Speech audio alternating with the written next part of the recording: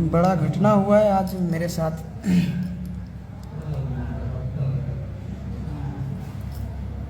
और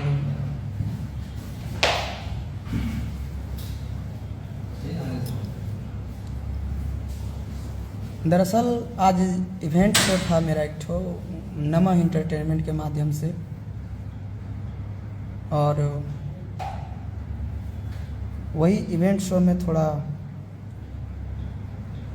मारपीट हुआ है।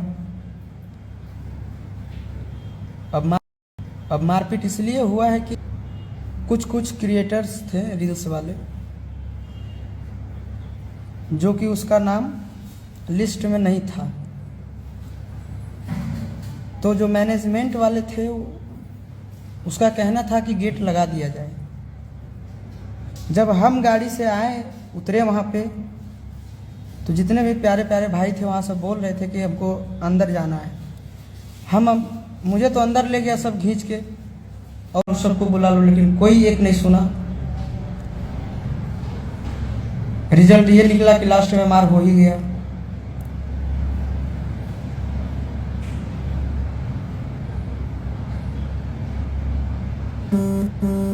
चलिए ठीक है, मुझे भी पैर में चोट लगा है, हम भी थोड़ा जाते ट्रीटमेंट करवा लें, उसके बाद फिर हम आते हैं लाइव एक दिन फ्रेश से। तब तक के लिए हम विदा लेना चाहता हूँ।